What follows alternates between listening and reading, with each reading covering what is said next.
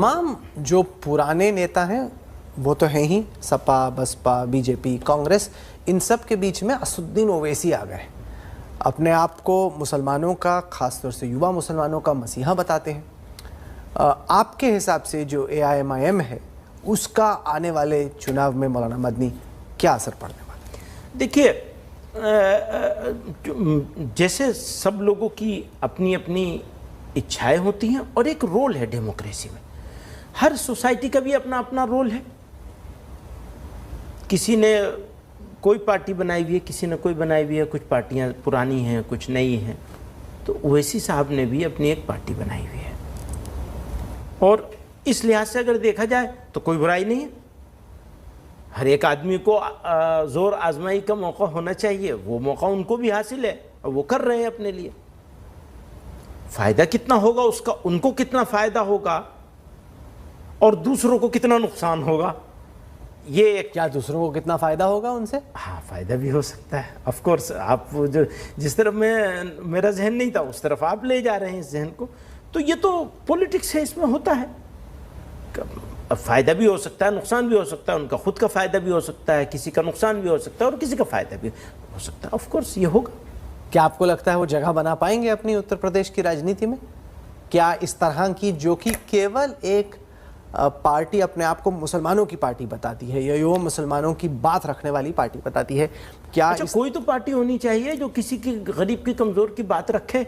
देखिए, ये जो फीलिंग ऑफ सेपरेशन है, फीलिंग ऑफ एलिनिएशन है, अगर इसको दूर करने के लिए कोई पार्टी खड़ी है और वो डेमोक्रेटिक सिस्टम में है, तो चाहे मैं उससे सहमत ना हूं, मैं बिल्कुल सहमत नहीं हूं, लेकिन सहमत ओवैसी साहब से सहमत नहीं है। फिर वही बात है, आप मेरे मुंह से वो बात मत कहलवाइए प्लीज। मैं कह रहा हूं किसी भी पॉलिटिकल पार्टी के वजूद से सहमत होना पड़ेगा, क्योंकि डेमोक्रेसी ने एक मौका दिया है। और एक बात और है, अगर किसी को एलिनिएट किया जा रहा हो और उसमें उसकी एक आवाज बनकर, तो ये भी अपने आप में बड़ी खिदमत है। बावजूद इसके कि मैं किसी भी इस तरह की पॉलिटिकल पार्टी के साथ बहुत ज़्यादा सहमत नहीं हूँ। अगर सहमत बहुत ज़्यादा होता तो मैं उनकी पार्टी में ही चला जाता, ज्वाइन कर लेता और कहता कि भाई हम भी तुम्हारे साथ काम करेंगे, वर्कर के तौर पे काम करेंगे। तो असहमति के बावजूद इसके मौजूद रहने से मुल्क में कई फायदे भी हैं ना।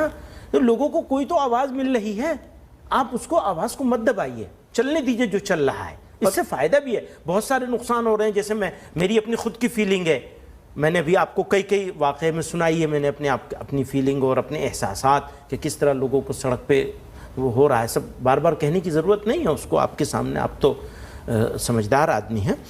तो लेकिन ये कि वो एक आवाज़ है तो रहनी चाहिए, ठीक है। वो नहीं हो तो कोई और होनी चाहिए। इसका उलट ये है कि जितना ओवैसी साहब अपनी शेरवानी में घूमेंगे उतना ही फायदा बीजेपी को मिलेगा, उतना ही समाज पोलराइज होगा। जो आप कह रहे थे कि समाज को जोड़ने की बात, इससे तो एकदम जुदा होगा। उतना और ये हिंदू मुसलमान होता जाएगा चुनाव, उतना बीजेपी को तो फायदा है। आप क्या इस बात से सहमत हैं?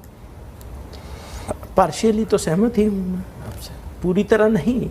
इसलिए पूरी तरह नहीं हूँ कि मैं किसी भी पॉलिटिकल पार्टी के मौजूद रहने से और पॉलिटिकल सिस्टम में, इंडिया की ये बहुत बड़ी खूबसूरती और ग्रेटनेस है कि यहाँ एक डेमोक्रेसी है और वो बहुत ही मजबूत डेमोक्रेटिक सिस्टम है। ये हमारी लिए बड़ी कीमती चीज़ है। खुदा का हम शुक्र अदा करते हैं कि एक मजबूत डेमोक्रेटिक सिस्टम है। चाहे वो मोदी साहब को लेकर के आता हो, योगी साहब को लेकर के आता हो, कोई भी आए, पर वो आए हैं तो एक मतलब फिर दोबारा जाना पड़ेगा फील्ड में, दोबारा भी आ जाएं, तीसरी मरतबा भी आ जाएं, लेकिन है मौजूद। तो उसकी मौजूदगी में अगर ओवैसी साहब कुछ एक कोशिश कर रहे हैं तो उस कोशिश को ओवरऑल इन जनरल मोटे तौर पर एकदम अपोज करने के लिए अपोज नहीं किया जा सकता। इससे सहमत हो सकती, इससे सहमति ज़रूर हो सकती है कि हाँ फ़ायदा होने के चांसेस हैं बीजेपी को। अच्छा, बीजेपी को अगर फायदा, यानी मुझे बीजेपी के फायदे से भी प्रॉब्लम नहीं है, मुझे प्रॉब्लम वो उस बात से है जो आप कह रहे हैं कि पोलराइजेशन हो रहा है। तो पोलराइजेशन नहीं होना चाहिए, इसकी एहतियात की जानी चाहिए। उस हिसाब को भी इसकी एहतियात करनी चाहिए। पिछले 4.5 साल में उत्तर प्रदेश में जो काम हुआ है योगी आदित्यनाथ की सरकार द्वारा, उसको आप कैसे देखते हैं? क्योंकि आप तो देवबंद से आते हो, देवबंद उत्तर प्रदेश में ही बेस्ड है। मैं योगी साहब के तरीक़े से बिल्कुल सहमत नहीं हूँ। योगी साहब ने भी बांटने का काम किया है। अगर ओवैसी साहब के ऊपर ऑब्जेक्शन है, एतराज़ है, हम लोगों को दोनों एक उस पर हैं, तो मुझे योगी साहब के ऊपर उससे भी ज़्यादा है। योगी साहब की जिम्मेदारी ज़्यादा होती है 2 वजहों से। एक तो ये कि वो मेजॉरिटी सोसाइटी से बिलोंग करते हैं, उनकी ज़्यादा जिम्मेदारी होती है, और दूसरे ये कि वो हमारे चीफ मिनिस्टर हैं, पर उन्होंने अपनी जिम्मेदारी को पूरा नहीं किया है, बिल्कुल पूरा नहीं किया।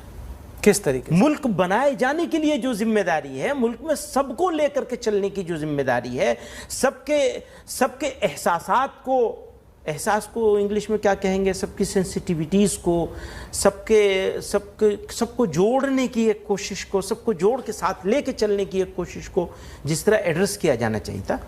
पर ये तो आप मानेंगे कि जो सोशल वेलफेयर स्कीम्स हैं इस वक्त, चाहे वो केंद्र सरकार की हो, राज्य सरकार की हो, वो हर शख्स को बगैर ये देखे कि वो किस धर्म से या किस जात से आता है अब दी जाती हैं। घर हो, बिजली हो, गैस का सिलेंडर हो।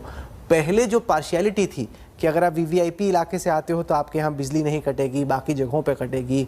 कुछ जो जाति समुदाय थे जो कि पिछली सरकार का पक्ष दिया करते थे, उनको फ़ायदा पहुंचता था, बाकियों को नहीं। कहीं पे किसी जात की ज़्यादा सुनी जाती थी, थाने में किसी की कम से कम उस पर लगाम कुछ लगी है क्या? आप सहमत हैं? राहुल जी, मैं आपकी इस बात से सहमत हो सकता हूँ, बिल्कुल।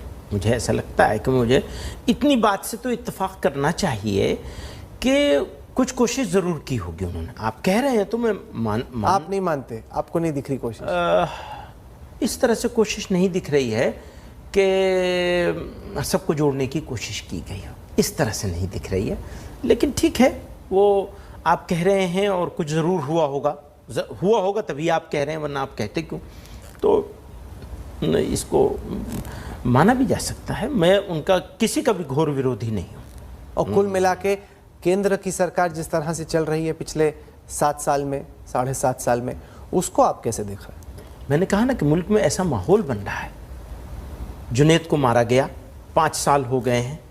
केंद्र में भी सरकार उसी पार्टी की है जिनके चीफ मिनिस्टर, प्राइम मिनिस्टर साहब ने ये कहा था कि भाई तुम्हारा दिल नहीं भरता तो मुझे ही मार दो आकर के। गांधी आश्रम से कही थी ये बात, अहमदाबाद साबरमती से। तो उनकी सरकार है, और हरियाणा में भी उनकी सरकार है। 5 साल हो गए। ये एक एग्जाम्पल दे रहा हूँ। पिछले 1 महीने में 24 इंसिडेंट हुए हैं राहुल जी, सिर्फ 1 महीने में। इस छोटे से इलाके में, पूरे मुल्क की बात नहीं कर रहा हूँ, 24 इंसिडेंट है जो लिस्टेड हैं मेरे पास। उसका एक रिकॉर्ड मौजूद है।